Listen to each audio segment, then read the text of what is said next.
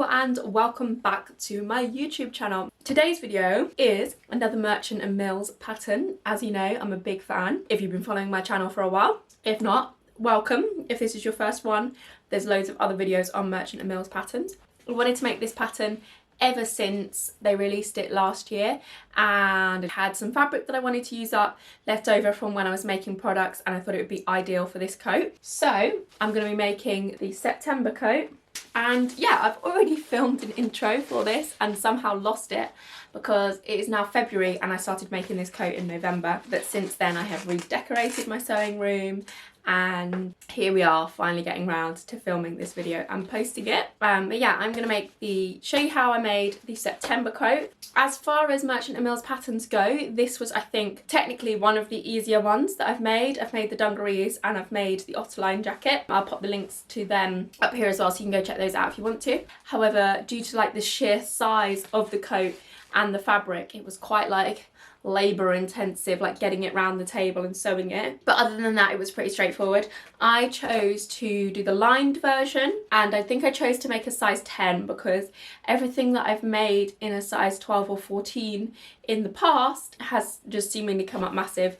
I used this green oilskin that I had left over from when I used to make oilskin lunch bags, and I needed 3 meters of this oilskin, and then I lined it with this really nice April check fabric. So these fabrics are actually from Merchant and Mills as well, and the reason why I did it in the oilskin is because on their website they had it in a burgundy oilskin, and I just thought that looked so nice. Let's get into the video and I will show you how I made this coat. If you enjoyed the video, be sure to give it a thumbs up, and if you have any comments as it's going along, let me know in the description box below. Hello. Sorry, I just wanted to sit down and film it, so I have not put any makeup on, hence my appearance. But anyway, I have cut out the jacket in the green oilskin and then the April check lining as well. And I thought it didn't have any thread, but I've just found some, and I am going to use the Scanfill organic thread, green one. And the best part about using oilskin is that it does not need pressing, because obviously the oilskin would melt. I am going to find step number 1, which is to do the interfacing, but not doing interfacing because I wouldn't be able to fuse it onto the oilskin because the heat would melt the oil. The step number 2 is to trim and tack the back hem and mark the notches. Oh, hello, out of focus.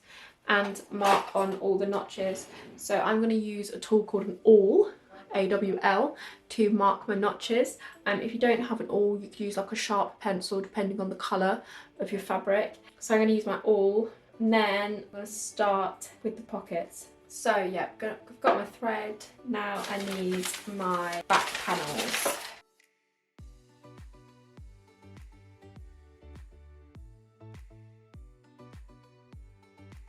Had a quick few week break while making this coat, but I have redecorated my sewing room. So I'm currently at the stage where I have marked all my tacks into the front and back pieces, and I'm starting to sew the pockets on. So I've only got to like step 7. Right now I'm going to sew the pockets onto the front. My machine foot kind of leaves a mark as it's going on, but I think the oilskin will just have that kind of weathered look about it. So you can see like there's kind of faint lines where it's creased. I kind of feel like that's going to be the effect of the whole coat. Like I can't stop that, but it gives it that more kind of worn in look. This is pocket flap already sewn, and I've got my pocket as well ready to sew on. These are like the bigger pockets. I've marked with my tailor's awl my notches and stuff, so I know where I'm sewing my pockets onto. And I'm not going to pin the oilskin because it will leave a mark. So yeah, I'm just going to go really slowly and hope for the best. So it looks like I'm just going to stitch the pocket flap up 1.5 centimeters and then turn it over and stitch it down 1 centimeter along the top. But I think I will stitch the pocket on first. To make the pocket, I've stitched 1.5 centimeters inside the curve, and I've also zigzag stitched the top edge. And then what I'm going to do is fold my notches along the top and fold up 1 centimetre, and then top stitch along this edge here to stitch the top of the pocket down. So ordinarily any other fabric that you're using, you would press this. And I'm just going to cut out some little triangles round the curve, which should mean that it's easier to get a nice smooth curve when it comes to stitching this down.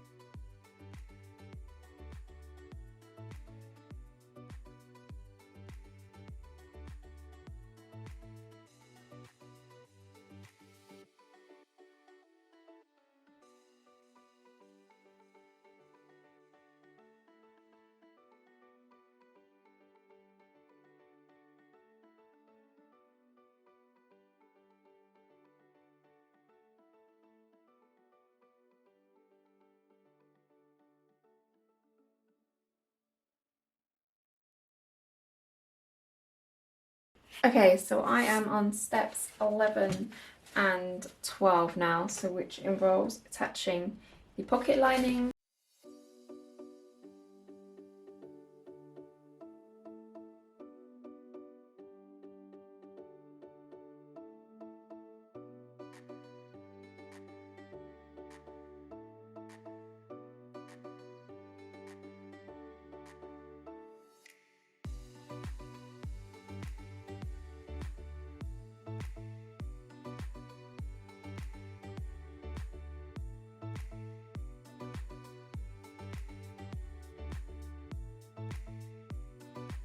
Okay, so now I'm going to set in my sleeve. So I've matched up my notches, so the double notch normally shows the back of the sleeve. So I'm going to stitch my sleeve into the coat. Whew, there's a lot of fabric here. So now I'm going to sew the collar together. So they are slightly different sizes, because one's the top collar and one's the under collar, but they have notches on, so I'll just match up the notches. And then I'm going to trim the seam allowance down, snip the curves and turn it through, and then do some top stitching. So the top collar and the collar stand. So that's what I'm going to get on with now.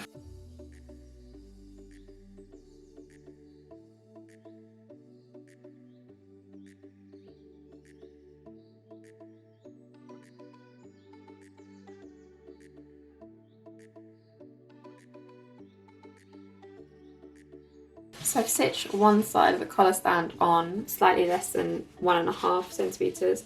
Now I'm going to stitch the other side on before turning that the right way and then stitching along the bottom, I think. So yeah, I'm going to match my notches up first and then stitch those together.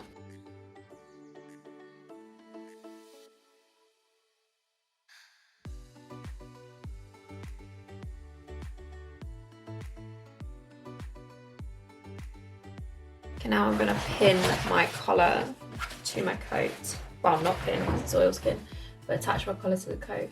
So let's find the centre point and line those two up.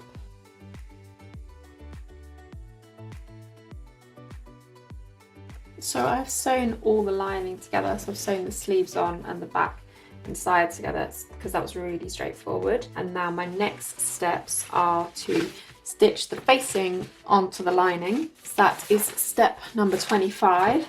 And I've had to do like a zigzag stitch along the edge of the lower part of the lining. So I'm going to find my right sides, stitch them together. Actually, maybe I'll pin the shoulder seams to the oilskin.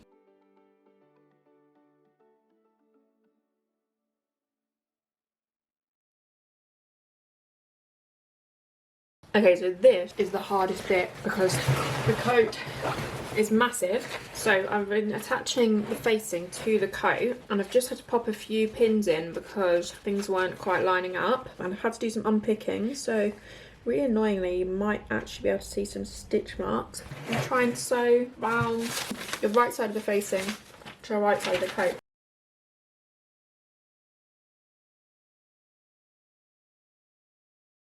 Okay, so it is Sunday, the 15th of January. It's 8:15. I've been at work all day, so I'm really tired and I'm gonna crack on and try and get it finished. And then hopefully I can wear this coat. and I can move on to other creative projects. Anyway, yeah, let's get on. So I am partway through stitching around the edge. So I actually had to stop and reread this quite a few times. I am top stitching, edge stitching around the front facing and the neck under the collar, which I'm not sure how that's going to go with 4 layers of oilskin and my needle. And then I need to secure the facing. No, I don't. Then I need to top stitch my back vent. Oh, I've done that already. Then I think the final steps are hand stitching.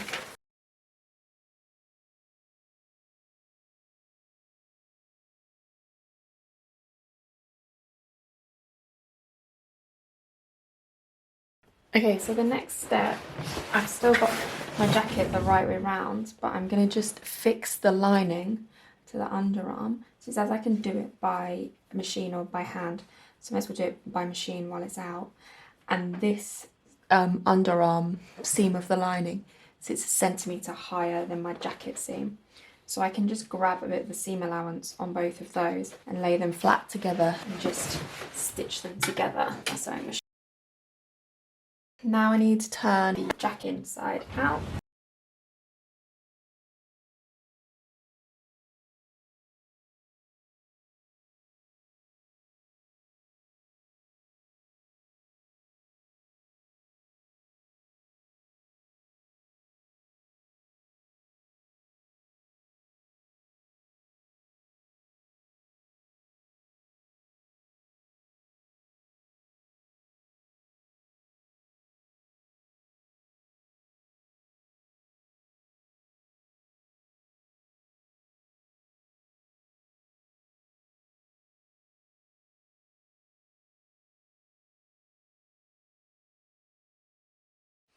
Thank you so much for watching the video if you got this far.